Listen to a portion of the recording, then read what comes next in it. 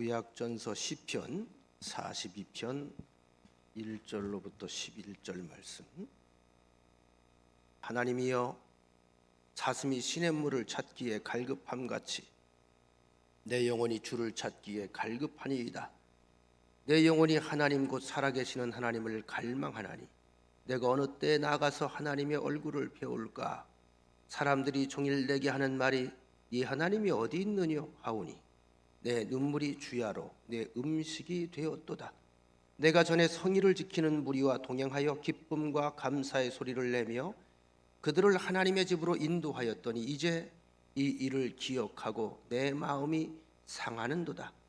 내 영혼아, 어찌 내가 어찌하여 낙심하며 어찌하여 내 속에서 불안해하는가? 너는 하나님께 소망을 두라. 그가 나타나 도우심으로 말미암아 내가 여전히 찬송하리로다. 내 하나님이여, 내 영혼이 내 속에서 낙심이 되므로 내가 유단 땅과 헤르몬과 미살산에서 주를 기억하나이다. 주의 폭포 소리에 깊은 바다가 서로 부르며 주의 모든 파도와 물결이 나를 휩쓸었나이다. 낮에는 여호와께서 그의 인자하심을 베푸시고 밤에는 그의 찬송이 내게 있어 생명의 하나님께 기도하리로다. 내 반석이신 하나님께 말하기를 어찌하여 나를 잊으셨나이까? 내가 어찌하여 원수의 압제로 말미암아 슬프게 다니나이까 하리로다. 내 뼈를 찌르는 칼같이 내 대적이 나를 비방하여 늘 내게 말하기를 네 하나님이 어디 있느냐 하도다. 내 영혼아, 내가 어찌하여 낙심하며 어찌하여 내 속에서 불안해하는가? 너는 하나님께 소망을 두라. 나는 그가 나타나 도우심으로 말미암아 내 하나님을 여전히 찬송하리로다. 아멘. 제가 예전에 아프리카 탄자니아에 감리사 시절에 갈 기회가 있어서 그 봉헌 예배를 앞두고 있었는데 그 장면이 떠오릅니다. 교인들은 한 30명밖에 안 돼요. 그런데 이제 예배를 시작해야 되는데 12시 예배인데 10시 반부터 교인들이 나와 앉아 있고 얼마나 더워요. 에어컨도 없는 그런 곳이거든요. 그 더운데 무더운데 우리 땀을 뻘뻘 흘리고 앉아 있는데 1시간 반을 그 사람들이 찬양을 하는데 우리는 이제 보통 준비 찬송이라고 그러지 않습니까? 준비 찬송이 아니에요. 그냥 뭐 춤을 추고 뭐 악기나 뭐 있습니까? 깡통 같은 거 갖다 놓고 한 아이가 그 회초리 그 쌀이 나무 같은 걸 두드리는데 거기에 맞춰서 1시간 반을 내내 찬양을 하는 거예요. 소수의 사람들이에요. 앞에서 리더하는 사람 한 3명. 근데 뭐 그 사람들 훈련받은 사람들이었겠습니까? 그게 바로 마음의 열기가 전달이 되는데 제가 예배를 드리면서 부끄럽더라고요. 한국에서는 예배를 이렇게 안 드리는데 1시간 반을 들고 뛰어요. 그게 그냥 예배로 직결이 되는 거예요. 예배로 직결이 돼요. 지금 아마 여러분들이 이 특성을 통해서 그런 분위기를 느꼈겠습니다만 사실 예배를 하면 그렇습니다. 예배는 온 회중과 앞에 리더하는 사람이 하나가 돼서 하나님을 갈망하는, 바로 그 예배가 가장 거룩한 예배고 또 하나님 앞에 또 잘 연락되는 예배가 되는 줄로 믿습니다. 시편이라고 하는 것이 이제 150편까지 기록이 되어 있는데 오늘 저는 이제 유장로님이 기도하면서 기도 내용을 가만히 들으면서 저게 바로 시편의 기도다 이런 생각을 제가 가졌습니다만 이 시편을 여러분들이 어떤 상황에서든지 어떤 이들은 기쁜 사람도 있을 것이고 어떤 분들은 또 아주 절박한 상황에 처해 있는 분도 있을 것이고 어떤 분들은 또 병중에서 투병 가운데 있는 분도 있을 것이고 해결되지 않는 또 사회적인 문제, 현실적인 문제 때문에 고민이 되면서 기도하며 씨름하는 분들도 있겠으나 이 모든 것들이 여러분들이 가장 위로를 받을 수 있는 게 시편입니다. 시편은 모든 우리 인생의 삶 속의 모든 장르가 다 이 안에 깃들어져 있는데 그래서 시편은 다른 별명이 하나 있습니다. 영혼의 해부학이에요. 해부학이 뭔지 알죠? 몸을 해부하는 거예요. 우리 영혼의 해부학. 이 속에 있는 모든 절규와 아픔과 슬픔과 고뇌들이 이 안에 다 깃들여져 있습니다. 녹아 있습니다. 그래서 우리가 시편 150편이 주로 이제 얼른 시편 하면 떠오르는 이미지가 찬송, 찬양 뭐 이런 이미지가 떠오르지 않습니까? 주로 시편 가지고 찬양들이 이루어지니까요. 특별히 시편을 가지고 사실은 구약 시대에도 주로 찬양할 때 인용을 많이 했거든요. 주로 찬양시예요. 근데 조금 더 우리 구체적으로 살펴보면 사실은 시편 150편 가운데 거의 3분의 1 이상이 기쁨 중에 찬양하는 것이 아니라 슬픔과 고통과 방황과 아픔과 탄식, 바로 이 속에서 이것을 찬양으로 승화하기 위한 하나의 과정들이 이 안에 깃들어져 있습니다. 그래서 우리가 이 시편을 대할 때는, 시편을 읽을 때에는, 우리가 여러분들 시편 지금 들을 때도 마찬가지입니다. 이 말씀을 들을 때에는 논리나 이성 가지고 접근을 하면 이해하기가 어려워요. 뭐가? 가슴이 먼저 가야 돼. 감정이 깊이 입돼야 돼. 다윗 같은 사람이 울면서 내가 눈물을 쥐하러 음식을 삼았나이다. 오늘 본문에 나오죠? 얼마나 슬펐으면, 얼마나 힘들었으면 밥상 앞에만 앉으면 눈물이 먼저 흐르는 거예요. 입으로 들어가요. 눈물 콧물이 입으로 계속 들어가는 거예요. 종일 그러는 거예요. 그 심정을 가지고 우리가 이 말씀을 대하면 여러분들이 깊이 그 은혜를 우리가 포올릴 수가 있습니다. 잘 아시는 것처럼 오늘 본문의 저자는 소제목이 앞에 있죠. 고라자손의 마스길. 고라니가 아니고 고라입니다. 고라 하면 떠오르는 게 있죠. 광야 시절에 모세에게 많은 사람들을 사실 꼬드겨가지고 그렇게 해서 반역을 꾀했고 모세의 권위에 도전했던 그런 주동자 아닙니까? 그래서 민수기 16장에 이 일이 나오는데 이때 하나님께서 모세의 편을 들어서 그들을 여러 사람들 앞에서 사실은 하나님이 어떤 분인지를 그들에게 보여주는데 그 당시에 다단과 아비람 등 출중한 지휘관들을 다 불러 모아서 야, 누가 모세를 지도자가 되게 그랬냐? 우리가 세웠느냐? 너도 지도자고 나도 지도자야. 너도 하나님의 사람이지만 나도 하나님 믿는 사람이야. 이거 왜 이래? 왜 이래라 저래라 해? 이래서 불만 세력들을 규합을 해서 이제 구태타를 일으키려고 하는데 하나님께서 그 자리에서 어떻게 하죠? 땅이 갈라지게 하고 고라의 그 주동 세력들이 땅속에 다 묻혀버리게 만듭니다. 그리고 또 불이 나와서 거기에 동조했던 사람들을 다 불태워 죽입니다. 여기 한 250명 이상이 죽어요. 자, 이 일로 온 이스라엘 백성들이 두려움에 떨며 납작 바닥에 엎드리는 사건이 벌어지죠. 그런데 중요한 것은 그의 후손들, 고라는 그 나쁜 일의 주동자가 되었습니다만 그의 후손들은 이 일을 본보기로 삼아서 회개합니다. 이 일은 바른 길이 아닙니다. 하나님이 원하시는 길이 아닙니다. 우린 끝까지 목숨 걸고 하나님을 내가 찬양하고 하나님을 위해서 봉사하고 헌신하겠습니다. 결국은 그 후손들은 찬양과 식사와 건물과 성물 관리 등을 맡아서 모든 허드렛 일들을 성전에서 봉사하는 그런 자손들로 남습니다. 그런데 아시는 것처럼 나라가 바벨론에 의해서 BC 586년경에 멸망을 하면서 다 포로로 끌려가게 돼요. 이때 고라의 후손들도 끌려갑니다. 성전은 다 무너져 내렸죠. 그들이 그것이 사명이고 그것이 기쁨이고 삶의 목적이었는데 이젠 대상이 없어져 버렸잖아요. 그래서 자기하고 상관이 없이 이방 나라에 끌려가서 다 흩어져 있어요. 거기에서 많은 사람들에게 허드렛 일을 사실 감당하도록 하면서 특별히 악기를 담당하던 사람들은 그들의 말하자면 술잔치에 가서 딴따라처럼 음악하도록 만드는 거예요. 자, 이러한 모습들을 보면서 그 얼마나 이방신들이 많았겠어요. 바벨론 땅에 우상들이 많았겠어요. 그들은 자기들이 주권자들이니까 뭐 뱀도 만들어 놓고 섬기고 뭐 황금 송아지도 만들어 놓고 섬기고 뭐 용도 만들어 놓고 섬기고 다양한 우상들을 놓고 섬기면서 그 앞에서 먹고 즐기고 풍락을 그들이 즐깁니다. 그런 삶을 살아갑니다. 그러면서 허드렛 일을 하는 이 고라 자손들에게 어떻게 해요? 야, 네 하나님 어딨냐? 우리 하나님은 여기 계신데 네 하나님 어딨냐? 불러봐라. 모셔와봐라. 야, 니들 꼴이 그게 뭐냐?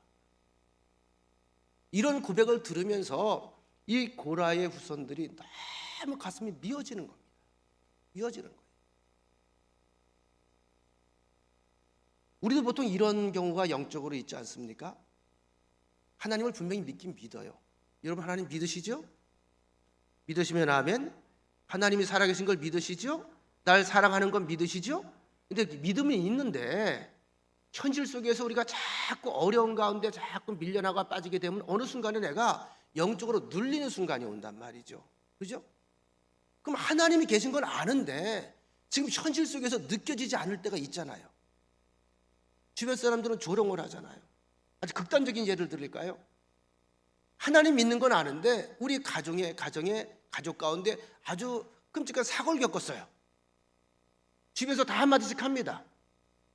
야, 하나님 믿으면 복 받는다며, 하나님 믿으면 지켜주신다며, 근데 왜 자식이 그렇게 됐어? 왜 신랑이 그렇게 됐어? 왜 아파서 못 일어났는데 갑자기 왜 저런 일을 겪는데? 이러면 뭐라 그럴 겁니까? 그렇지 않아도 힘들어 죽겠는데, 힘에 겨운데 이런 얘기를 들었을 때 우리가 한가할 수 있을까요?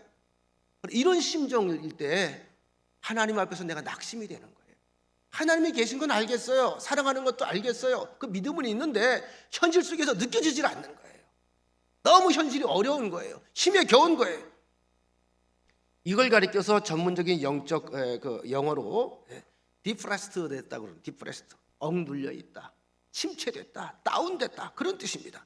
오늘 1절에 보시면 하나님이여 사슴이 시냇물을 찾기에 갈급함같이, 사슴이 시냇물을 찾기에 갈급함같이 내 영혼이 주를 찾기에 갈급하나이다. 이 갈급한 사슴은요, 옆에 맹수가 그를 노리는 것을 알면서 물을 먹을까요? 안 먹을까요? 먹어요.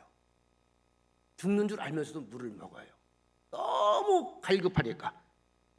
여기서 갈급이라고 하는 번역을 했는데, 하나님의 사슴이 시냇물을 찾기에 갈급함같이, 갈급이라고 하는 말은 영어로 팬트, 헐떡거린다, 헉헉댄다.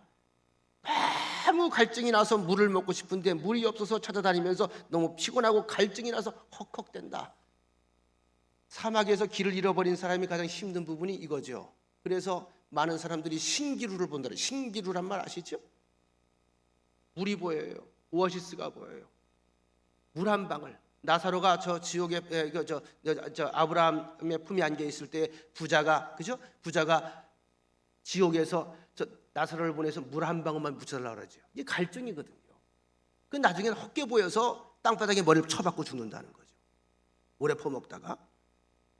내 하나님 때문에 당한 고통이 너무 심각해서 헛걱거리면서 죽을 심정으로 지금 하나님 앞에 나와서 하나님을 찾고 있는 모습이 오늘 본문의 이야기입니다. 우리가 늘 누차 말씀드립니다만 아무리 믿음이 좋은 사람이라 할지라도 또 그 다음에 훌륭한 크리스찬이라 할지라도 우리의 신앙생활이 항상 고공상태로 날아다니는 건 아니에요. 지칠 때 있잖아요. 그죠? 갑자기 알쏭달쏭할 때 있잖아요. 긴가민가 할 때 있잖아요. 하나님의 존재감이 갑자기 없어질 때가 있잖아요. 내가 뭘 보고 살아왔지?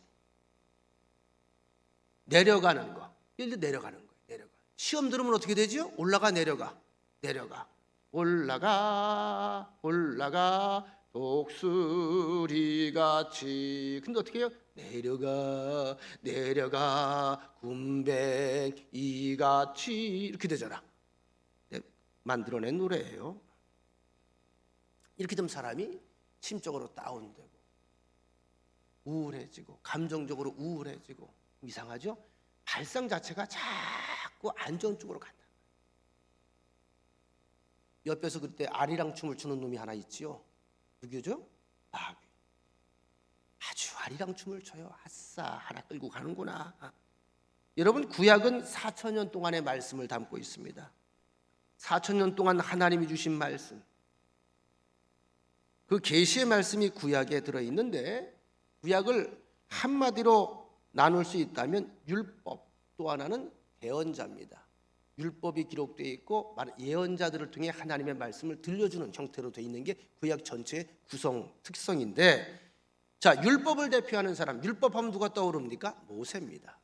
모세에게 율법을 주셨죠. 하나님의 말씀, 율법, 계명. 율법을 대표하는 사람 모세. 많은 예언자들이 있었습니다만 예언자를 대표하는 사람은 엘리야입니다. 엘리야. 예언자를 대표하는 사람은 엘리야입니다. 엘리야가 유일하게 살아서 이 땅에서 올라간 선지자죠.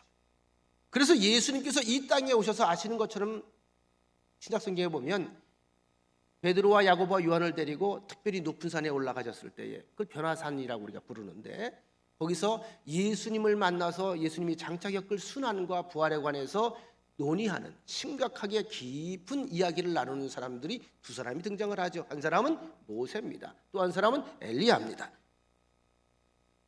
여러분 생각해 보십시다. 그러면 모세라고 하는 인물, 또 엘리야라고 하는 인물, 구약의 대표적인 인물들이고 정말 거의 성자들이고 거의 하나님과 동급은 아니지만 천사의 계열에 올라갈 만한 그런 아주 대단한 성품과 대단한 세계, 영적 세계를 체험했던 사람들입니다. 그런데 냉정하게 우리가 역사를 보면서 그들의 인류의 삶을 우리가 들여다보면 모세 역시 영적 침체를 경험한 적이 있어요, 없어요? 있습니다. 모세는 사람들의 반응에 대해서 반응하지 않았을까요? 사람들의 불만에 대해서 반응하지 않았을까요? 그의 마음속에도 두려울 때가 있었단 말이에요. 당할 때가 있었단 말이에요. 너무 백성들이 자기 자신을 힘들게 만드니까 모세도 역시 그런 기도를 했어요. 하나님, 차라리 저를 죽여주시옵소서. 생명책에서 저를 지워주시옵소서. 이게 뭡니까? 죽여달라는 거예요. 죽여달라. 저도 이제 목회 30년째 가만히 과거를 돌이켜보면 죽여주시옵소서라고 기도할 때가 제가 있었을까요? 없었을까요? 있더라고요.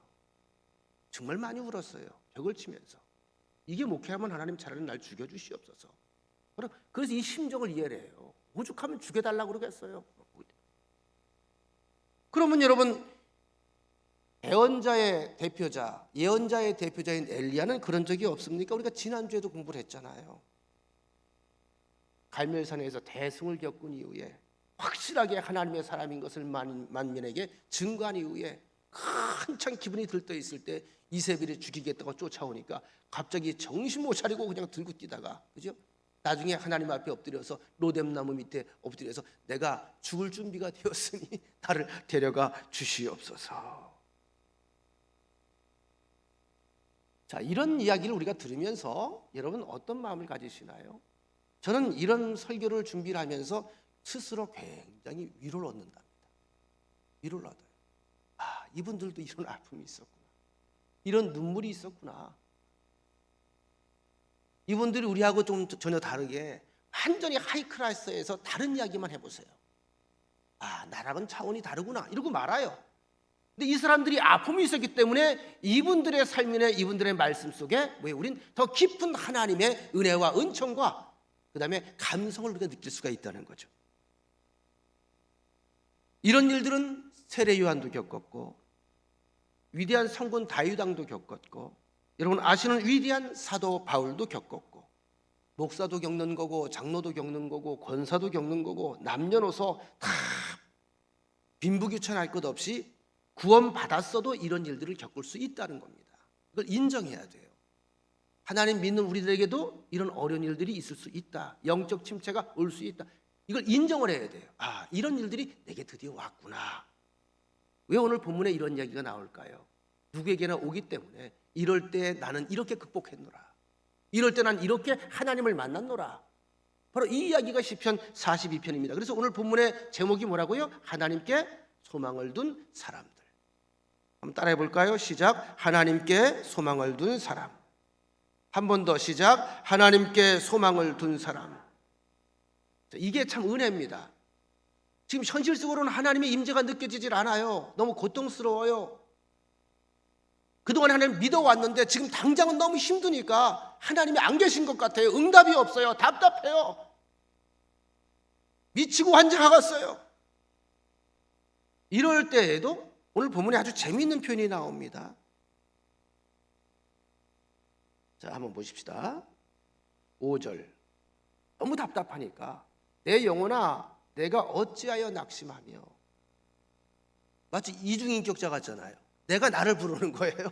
내 영혼아 내 영혼아 내가 어찌하여 낙심하며 어찌하여 내 속에서 불안해하는가. 이게 나예요. 지금 낙심해서 불안이 오는 거예요.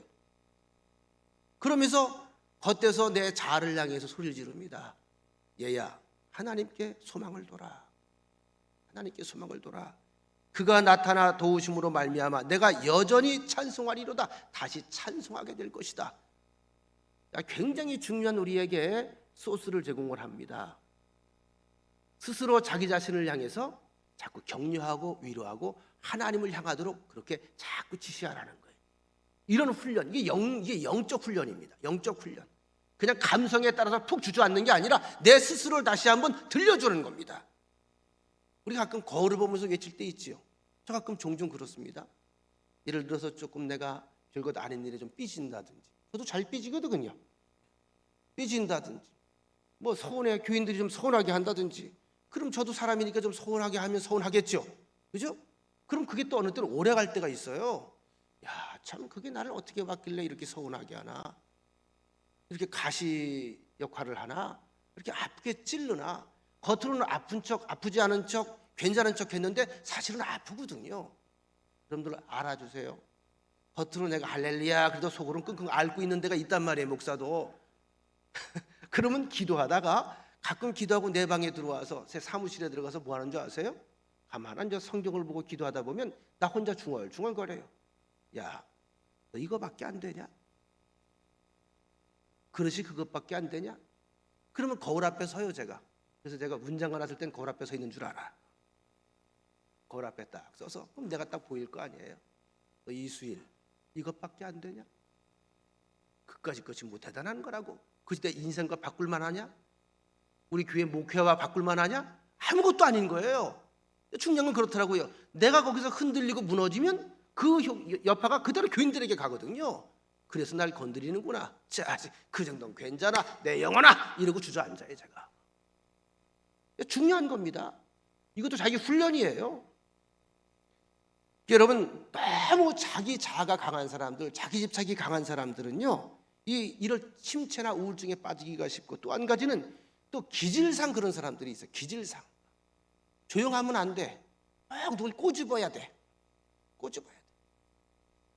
또 한 가지 사람은요, 영적 존재이긴 하지만 동시에 우리 인격체이기도 하고 몸을 소유하고 있습니다. 그래서요, 몸도 우리가 잘 관리를 해야 돼요. 피로나 과로가 누적이 되면 사람이 지쳐요. 겪어보셨잖아요. 너무 몸이 힘들고 너무 아프고 너무 지치면 기도가 나오든가요? 기도가 안 나오든가요? 기도가 안 나와요.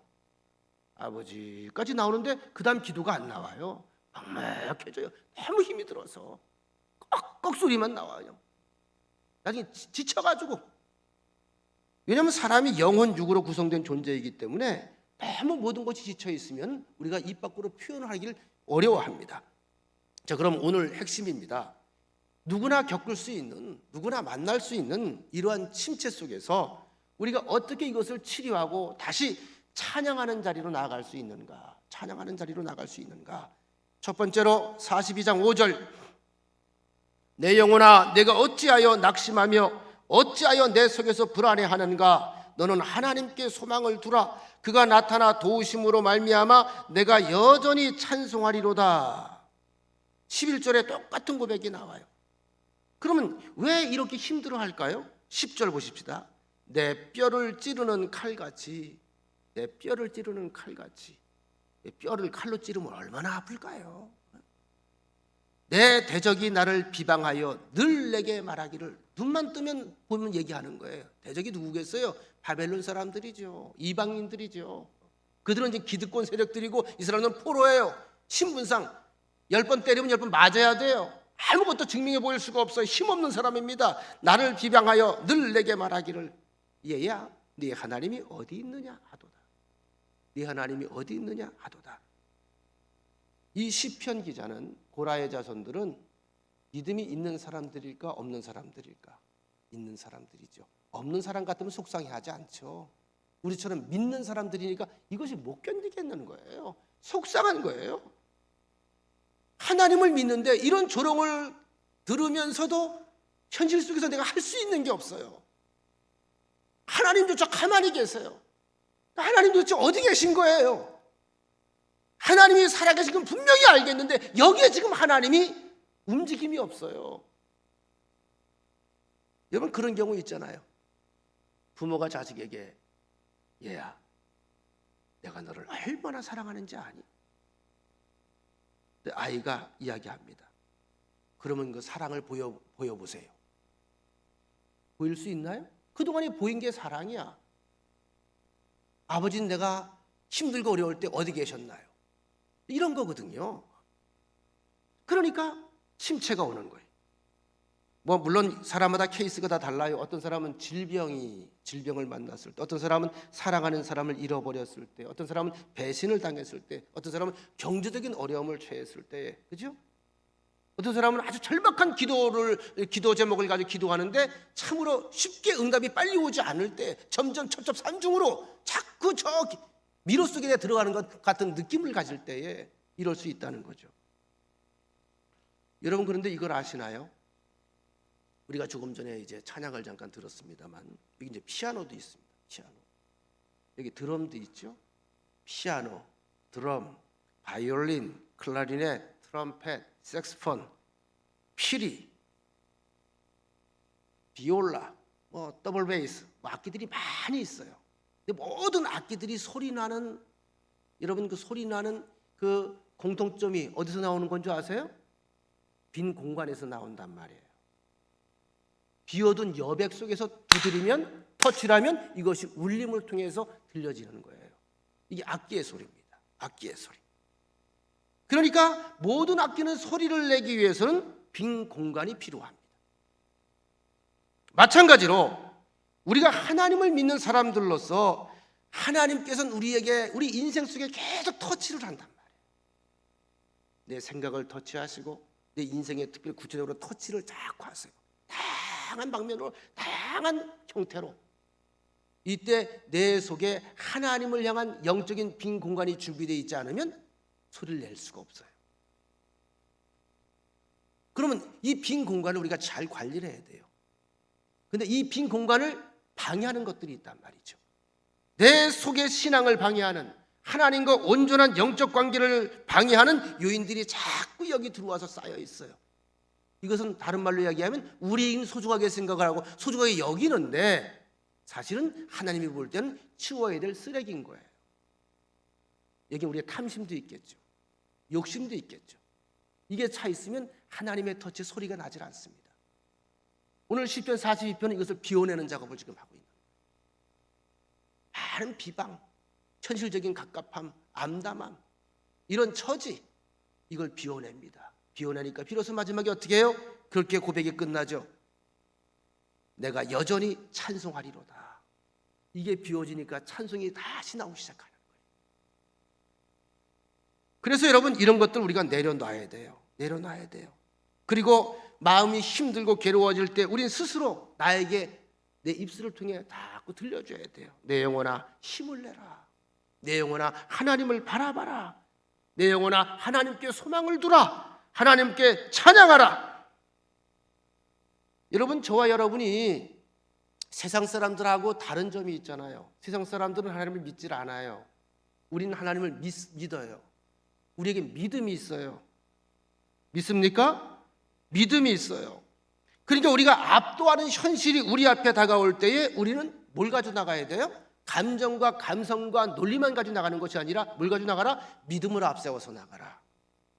이게 영적 사건이기 때문에 그래요. 여러분, 잘 아시는 말씀 하나 다시 한번 소개하겠습니다. 로마서 8장 28절 말씀. 너무 잘 아는 말씀이죠. 우리가 알거니와 하나님을 사랑하는 자, 우리가 알거니와 하나님을 사랑하는 자, 곧 그의 뜻대로 부르심을 입은 자들에게는, 전 이 단어를 엄청, 이 구절을 좋아해요. 하나님을 사랑하는 사람, 하나님을 사랑하는 사람. 여러분, 하나님을 사랑하시잖아요. 하나님을 사랑하는 사람들은 곧 그의 뜻대로 부르심을 입은 자들이라는 거예요. 그의 뜻, purpose라고 하는 영어 단어, 그의 목적, 하나님이 목적이 있어 날 붙잡았다는 거예요. 우연히 만난 게 아니라 하나님이 날 꽉 붙잡으셨다는 거예요. 할 일이 있다는 거예요. 그래서 하나님을 사랑하게 된다는 거죠. 그들에게는, 그 다음에 같이 한번 읽겠습니다. 시작. 모든 것이 합력하여 선을 이루느니라. 다시 한번 시작. 모든 것이 합력하여 선을 이루느니라. 어느 부분만이 아니고 모든 것입니다. 모든 것이 98%도 아니고 90%도 아니고 99%도 아니고 100%입니다. 퍼펙트한 100%. 100%가 합력하여 선을 이룬다. 하나님께서 100%를 책임지시겠다는 얘기입니다. 할렐루야. 선지자 엘리야가 영적 침체에 빠졌을 때 기도 중에 하나님을 만납니다. 시편 기자 역시 이렇게 영적 침체에 빠졌을 때 이 모욕을 통해서 하나님을 갈망하는 가운데 결국은 오늘 본문 시편 42편은 어떻게 해피엔딩입니까? 아니면 비극입니까? 해피엔딩이죠. 해피엔딩. 이런 일들을 하나님의 사람으로 선교를 하면서 수없이 겪으며 죽을 뻔한 체험을 했던 사도 바울이 로마서 8장 38절 39절에서 이렇게 고백을 하고 있습니다. 내가 확신한다. 다시 뭡니까? 난 죽어도 여한이 없다. 자신한다. 확신하노니 사망이나 생명이나 천사들이나 권세자들이나 현재일이나 장래일이나 능력이나 높음이나 깊음이나 다른 어떤 피조물이라도 우리를 우리 주 그리스도 예수 안에 있는 하나님의 사랑에서 끊을 수 없으리라. 여러분, 어떤 피조물, 다른 어떤 피조물, 모든 우상까지도 피조물들입니다.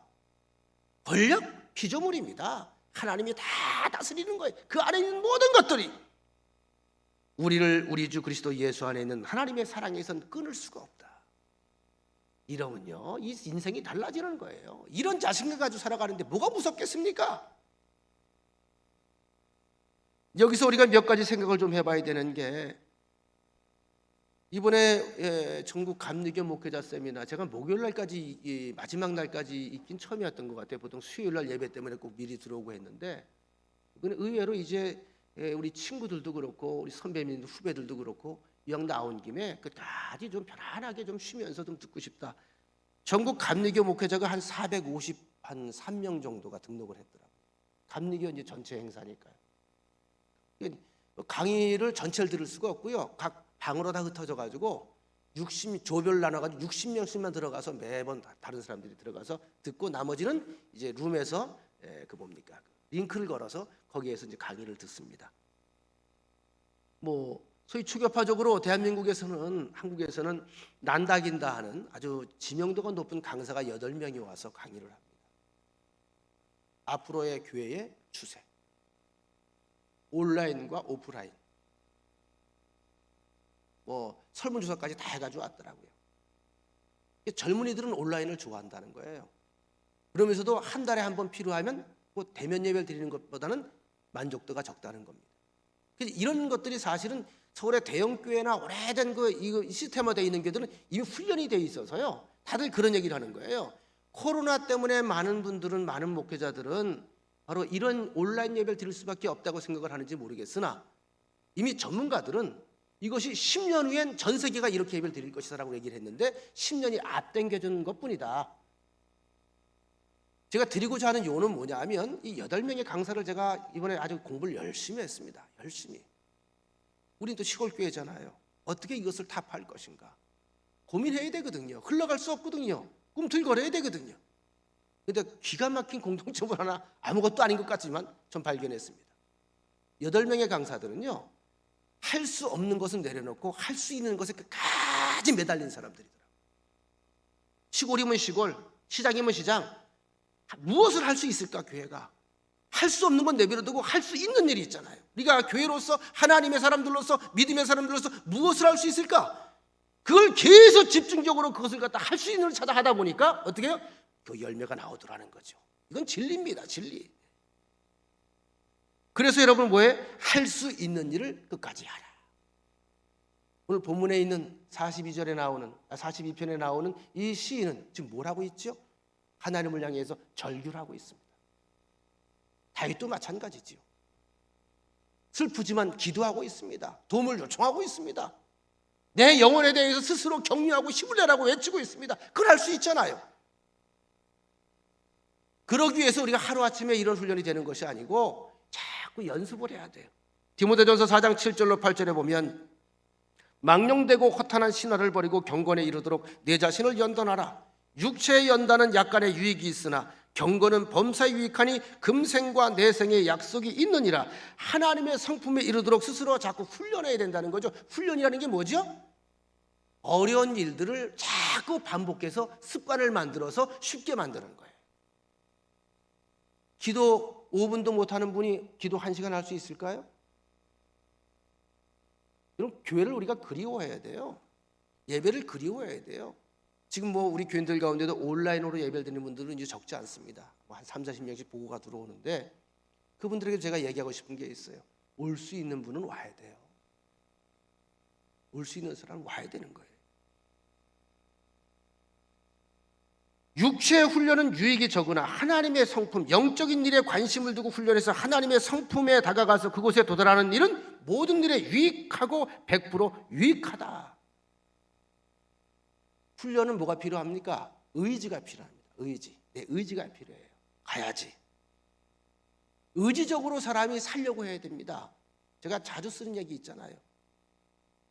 뛰는 것보다는 걷는 게 편하고, 걷는 것보다는 서 있는 게 편하고, 서 있는 것보다는 앉아 있는 게 편하고, 앉아 있는 것보다는 눕는 게 편하고, 누워 있는 것보다는 그냥 들어가는 게 편해.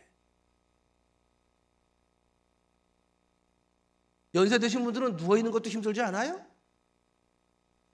저도 잘 때요, 제 이불이 눈만 뜨면요 이불이 엉망이 되어 있어요. 저도 어디가 아픈가 봐요.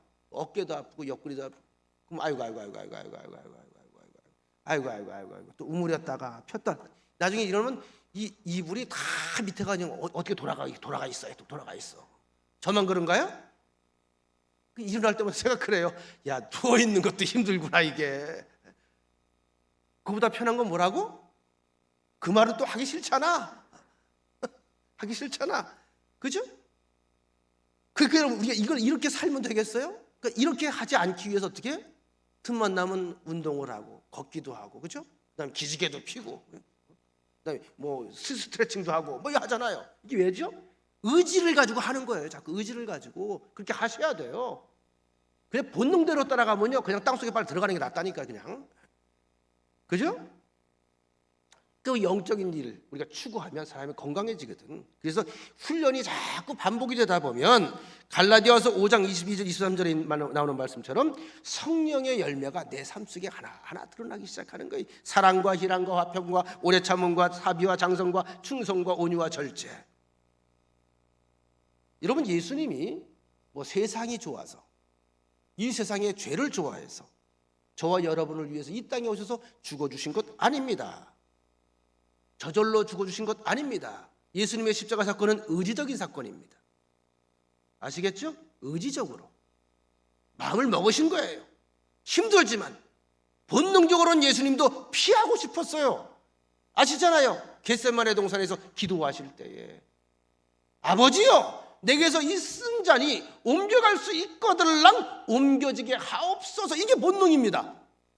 근데 의지가 작동을 합니다. 그러나 내 뜻대로 마옵시고 아버지의 뜻대로 하옵소서. 이게 의지예요. 의지. 이게 바로 하나님의 사랑 이야기예요. 여러분과 제가 구원받은 것은 하나님의 이러한 의지적 결단이 있었기 때문입니다. 이럴 때 우리가 어떻게 해요? 내 속에 기쁨이 생긴다는 거죠. 여러분, 사도행전 16장 25절에 보면 잘 아시는 것처럼 바울과 실라가 빌립보에서 귀신 들린 여종을 고쳐주었다가 그를 음해하는 사람들에게 붙잡혀서 텃세죠, 텃세. 감옥에 들어가서 얻어맞습니다. 얻어맞고 지하 감옥에 갇히게 됩니다. 뭐 잘못한 게 하나도 없는데 얼마나 억울해요. 얼마나 화가 나요. 이런 황당한 일이 어디 있어요. 그런데 한밤중에 바울과 실라가 기도하고, 감옥 속에서 한밤중에 바울과 실라가 기도하고 노래로 하나님을 찬양하며 죄수들이 그들의 말을 듣는데, 빌립보 감옥에 바울과 실라가 갇힌 상황, 극한 상황, 억울한 상황, 원망스러운 상황인데 찬송하고 기도하고 노래합니다. 이게 억지로 되냐고요? 억지로 되는 게 아니에요. 본능이 아니라 성령께서 그들을 주관하기 때문에 이 찬양이 나오는 거예요. 해피니스가 아닙니다. 해피니스, 기쁜 여건이 만들어져서 저절로 콧노래가 나오는 그런 상황이 아니란 말이에요. 이것은 세상 사람들이 추구하는 거죠. 근데 여러분, 하나님을 소망하고 하나님을 바라보는 사람들에게는 어떤 내적인 평안과 내적인 기쁨이 솟구쳐 나온다는 거죠. 근데 이것은 어디서 나오느냐? 경건의 훈련을 통해서 획득하는 나의 세계입니다. 제가 처음에도 말씀드렸죠.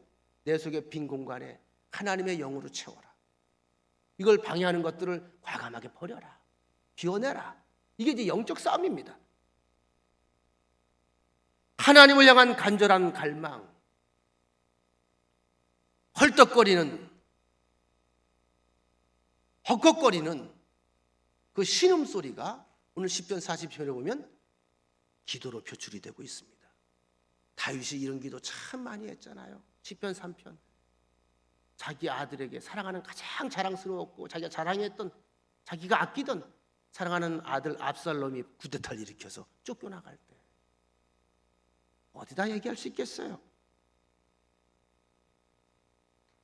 자, 오늘 본문의 기도 1절 2절 하나님이여 사슴이 물 시냇물을 찾기에 갈급함같이 내 영혼이 주를 찾기에 갈급합니다. 내 영혼이 하나님 곧 살아계신 하나님을 보고 싶습니다. 갈망합니다. 내가 어느 때 나가서 하나님의 얼굴을 배웁겠습니까? 하나님 얼굴 좀 보여주세요. 얼굴 좀 보여주세요. 도대체 언제 얼굴을 보여주실 거예요?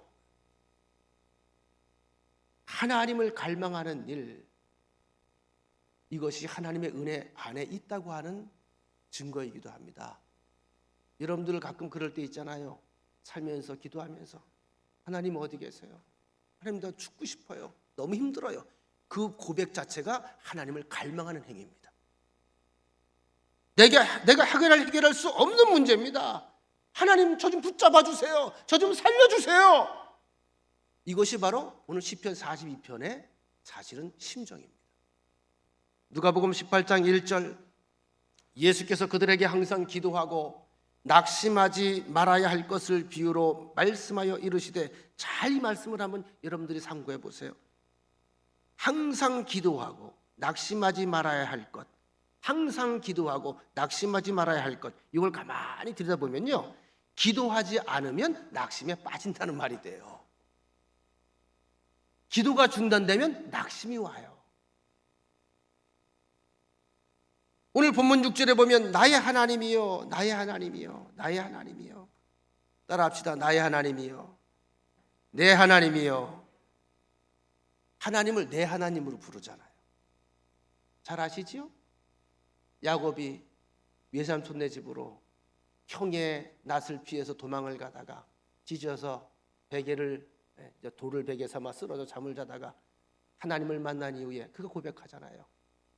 아브라함의 하나님, 내 조부 아브라함의 하나님, 내 아버지 이삭의 하나님이 여기에 나와도 함께 계셨구나. 개인적인 만남이잖아요. 이 하나님이 여러분의 하나님이 됨을 믿으시기를 바랍니다. 야고보서 1장 2절로 4절에 보면 욥에 관한 이야기가 실려 있습니다. 내 형제들아, 너희가 여러 가지 시험을 당하거든 온전히 기쁘게 여기라. 이는 너희 믿음의 시련이 인내를 만들어내는 줄 너희가 알미라. 인내를 온전히 이루라. 이는 너희로 온전하고 구비하여 조금도 부족함이 없게 하려 함이라. 또 야고보서 5장 11절 보라, 인내하는 자를 우리가 복되다 하나니 너희가 욥의 인내를 들었고 주께서 주신 결말을 보았거니와. 우리 결말을 봤죠? 잘 됐어 안 됐어? 잘 됐잖아요. 하나님의 사람인 것을 세상에 천명했잖아요. 살아계신 하나님의 역사를 우리에게 지금까지 역사 속에 보여주잖아요. 주는 가장 자비하시고 긍휼히 여기시는 이시니라. 우리 아버지는 자비하신 분입니다. 우리를 불쌍히 여기십니다. 아버지의 소원이 뭐라고요? 여러분과 제가 잘 되는 거예요. 범사에 잘 되는 거예요.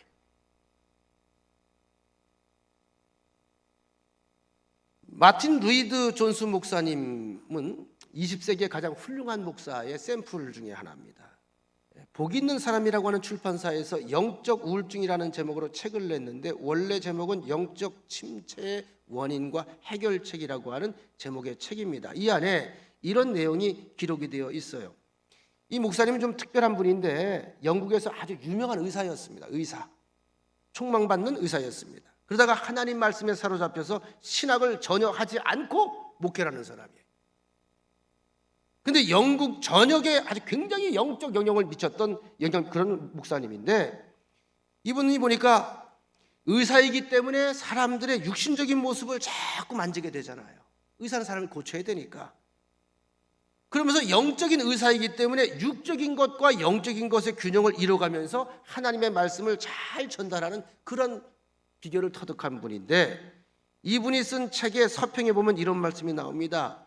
내 자아가 우리에게 말을 걸게 하지 말고 우리가 우리 자아에게 말을 걸어야 한다.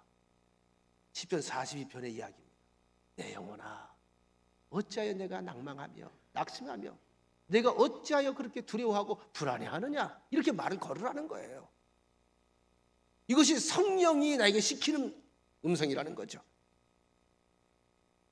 자기 자신을 다룰 줄 아는 것은 영적인 삶을 살아가는 데 가장 중요한 기술이다. 여러분, 내 자신을 누가 가장 잘 알겠어요? 내가 제일 잘 알죠. 하나님 외에. 그렇죠? 어떻게 해요? 나를 소중하게 여겨야 돼요. 스스로 여러분들이 소중하게 여겨야 돼요. 아껴야 돼요. 귀한 존재들입니다. 스스로 한번 따라하면 나는 귀한 존재다. 나는 소중한 존재다. 내가 나를 학대하면요, 아무도 나를 사랑하지 않습니다. 여러분들을 사랑하세요. 여러분 자신을 소중하게 여기세요. 마지막으로 내 자아, 다른 사람들, 마귀와 온 세상에 맞서서 그들에게 말을 우리가 자꾸 선포해야 돼요. 시편 기자처럼 내 얼굴에 도움을 주시는 그 하나님을 여전히 난 찬송하리로다. 자아가 내게 반대하는 말을 해도 나는 내게 도움을 주시는 그 하나님, 그 하나님의 얼굴을 구하며 찬송하며 나아갈 것이다. 스스로 자꾸 다운되려고 하는 것을 의지적으로 이기려고 해야 돼요. 이기려고 하는 가장 중요한 우리에게 특권이며 선물이 뭘까요? 기도입니다. 하나님이라는 이름이다. 주 예수 그리스도라고 하는 이름입니다. 기도할 때마다 우리가 그렇잖아요. 어쩌면 내가 할 수 없는 내용들을 가지고 기도할 때도 많이 있어요. 그래도 우리는 그렇게 힘있게 마칩니다. 우리 주 예수 그리스도의 이름으로 기도하옵나이다. 이건 대단한 힘입니다. 말씀 마칩니다. 재미있는 예가 하나 있는데 제가 영상으로 보여드리려다가 시간이 많이 갈 것 같아서 한번 집에 가서 인터넷으로 찾아보시기 바랍니다. 아프리카나 사바나 지역에 서식하는 새 가운데 뱀잡이술이라는 새가 있어요. 뱀잡이술이 아주 특이하게 생겼습니다. 별명이 비서관이라고도 별명이 붙었어요. 눈썹이요, 사람 그 눈썹이 뭐라지? 이걸 뭐라 그래요? 이걸 니크로스가 뭐라 그래요? 요새 가짜 눈썹들 많이 붙잖아요. 눈썹이 이만해. 새가 얼마나 눈이 이쁜지 몰라. 이만해. 그 위에는요, 이렇게 무슨 그 기병대가 모자 쓴 것처럼 반듯하게 아주 이쁘게 생겼어요. 새가요. 그래서 걷는 게요, 그래서 기병대가 걷듯이 반듯하게 해서 딱딱 걸어요. 특이하게, 새가 엄청 특이해. 그리고 다리가 1.5m야. 이 다리 힘이 엄청나다는 거예요. 얘는 뱀을 전문적으로 사냥하는 새인데 하늘에서 이렇게 날다가 뱀이 보이면 쓱 내려서 채 올라가는 게 아니고요, 그 앞을 가요. 뱀 앞에 가. 그 영상이 있어요, 영상이. 그리고 뱀이 이제 뱀도 자기가 이제 벌써 오니까 그 경계할 거 아니에요? 그럼 콩충 뛰어가지고 뱀 위에 올라가서요, 막 그 모양이 엄청 재밌어요. 막 들이 밟아. 내가 흉내 내는지 모르겠어. 막 돌아 팡팡팡팡 막 뛰어. 그냥 뱀을 아주 그냥 아작을 내. 발로 밟아서. 그리고 여유 있게 먹습니다. 여유 있게. 뭐 독사, 코브라 뭐 아무리 큰 거라도요, 발로 아작을 내. 발로 그냥 막. 집에 가서 한번 영상을 보세요. 아니면 다음 주에 틀어드릴게. 아이고, 춤추는 모습이 엄청 웃겨요. 아주 그냥 다리 굵기가 이만해. 근데 그 다음 얘기를 하려고 하는 거예요. 그렇게 막 밟으면 이 모습을 보고요, 표범이나 치타나 사자가 그걸 또 노릴 거 아니야. 그 딱 들이댐비면 얘가 막 뛰어. 막 뛰어. 막 뛰는데 이 새가 막 뛰는 거하고 사자가 막 뛰는 거하고 누가 빠를까? 그럼 잡힐까 안 잡힐까? 잡혀서 먹혀요. 너무 웃기지 않아? 여러분 안 웃기지? 그 제가 보면서 쟤는 왜 뛰지? 날면 되지. 맞잖아요. 날면 되는 거 아니야. 왜 잡혀 먹을까? 당황하니까 자기가 새라는 걸 잊어버리고 뛰는 거야. 응? 잊어버리고 뛰다가 잡히는 거예요. 너무 웃기잖아. 근데 여러분 이 모습을 보면서 제가 혼자 웃다가 이런 생각이 들더라고요. 아, 시편 40편을 설교 준비를 하다가 이게 우리의 모습일 수 있겠다. 그렇죠? 우린 기도로 나는 사람들이고 믿음으로 나는 사람들인데 어느 날 갑자기 뜻밖의 위협한 상황에 닥쳐오면 어떻게 해? 날면 되는데 뛰고 있는 거야. 계속 뛰고 있는 거야. 막 뛰어. 나는 법을 잊어버린 거죠. 내 정체성을 잃어버린 거죠. 나는 새인데 내가 새인 걸 깜빡 잊어버린 거예요. 내가 하나님의 자녀인데 하나님의 자녀인 걸 잊어버리는 거예요. 믿음의 사람인데 믿음의 사람인 걸 잊어버리는 거예요. 이럴 때 사람이 영적 침체에 빠져서 마귀의 밥이 되고 마는 겁니다. 그럼 이 이야기가 우리의 이야기라면 얼마나 서글픕니까? 우리 모두는 하나님의 자녀입니다. 살아 역사하신 하나님을 믿는 사람들입니다. 하나님께 소망을 두고 날 수 있는 존재입니다. 여러분들의 생각과 여러분들의 영혼과 여러분들의 모든 고백들이 하나님께 소망을 둔 사람들이 되시기를 바랍니다. 다시 한번 제가 외칠 때 따라하시기 바랍니다. 내 영혼아, 네가 어찌하여 낙심하며 어찌하여 내 속에서 불안해하는가? 너는 하나님께 소망을 두라. 그가 나타나 도우심으로 내 하나님을 여전히 찬송하리로다. 여러분들의 고백이 되시기를 축원합니다. 좋으신 하나님, 우리의 영혼이 주님의 은총 가운데 지금까지 살아왔사오니 하나님께 소망을 둔 자로 우리의 입술에서 평생에 찬송이 항상 지속될 수 있는 믿음의 사람들, 성령의 사람들, 은혜 충만한 사람들로 살게 하여 주시옵소서. 예수님의 이름으로 기도합니다. 아멘.